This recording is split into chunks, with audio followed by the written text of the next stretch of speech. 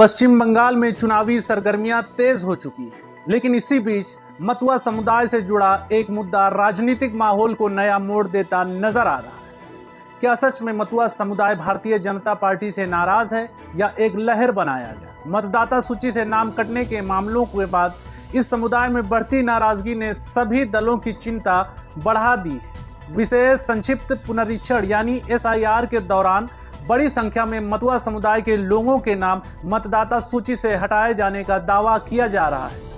दोस्तों, हो सकता है यही सबसे बड़ा कारण बने भारतीय जनता पार्टी को पश्चिम बंगाल में डुबोने के लिए। समुदाय के नेताओं के अनुसार लगभग 70% मतुआ परिवार इस प्रक्रिया से प्रभावित हुए हैं, जिससे व्यापक असंतोष फैल गया है पूरे मतुआ समुदाय के अंदर।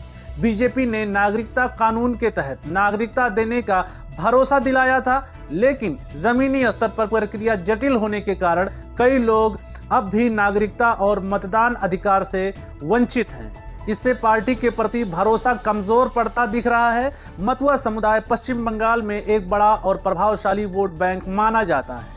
अनुमान के मुताबिक मतुआ समुदाय राज्य में इनकी आबादी लगभग 1 करोड़ से अधिक है। करीब 45 विधानसभा सीटों पर निर्णायक भूमिका में मतुआ समुदाय रहते हैं।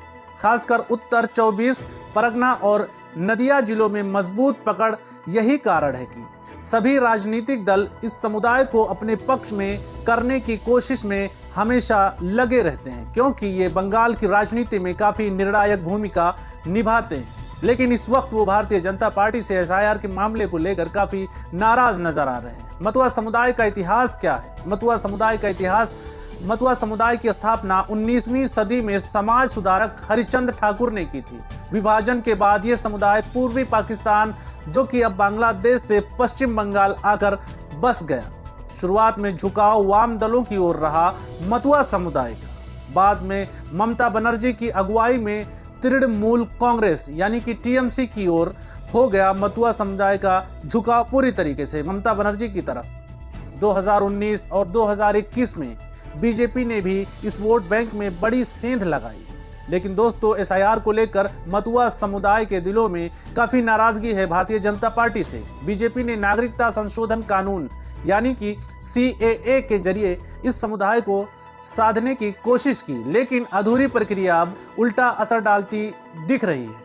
TMC की कई सारी रणनीति है मतुआ समुदाय को लेकर। TMC प्रमुख ममता बनर्जी इस मुद्दे को जोर शोर से उठा रही हैं। उन्होंने स्पष्ट कहा है कि बंगाल में किसी को डिटेंशन कैंप में नहीं भेजा जाएगा और न ही किसी को राज्य से बाहर किया जाएगा। काफी अच्छी बात कही मतुआ समुदाय के लोगों के लिए, जिससे वो मतुआ समुदाय के लोगों को आकर्षित कर पाएंगी अपनी तरफ। यह बयान मतुआ समुदाय के बीच भरोसा पैदा करने की रणनीति के तौर पर देखा जा रहा है। मतुआ समुदाय की नाराजगी बीजेपी के लिए नुकसानदायक हो सकती है। दोस्तों, कहीं ना कहीं भारतीय जनता पार्टी को इस मतुआ समुदाय के बड़े समूह से, इसके वोट बैंक से खतरा हो सकता है, जो कि पश्चिम बंगाल में हरा सकती है भारतीय जनता पार्टी को। खासकर उन सीटों पर असर डालती है। मतुआ समुदाय का वोट पड़ेगा, खासकर उन सीटों पर असर पड़ेगा जहां ये समुदाय निर्णायक भूमिका में है। अगर नाराजगी बरकरार रही तो TMC को इसका फायदा मिल सकता है और कहीं ना कहीं भारतीय जनता पार्टी को घाटा हो सकता है मतुआ समुदाय के नाराजगी की वजह से।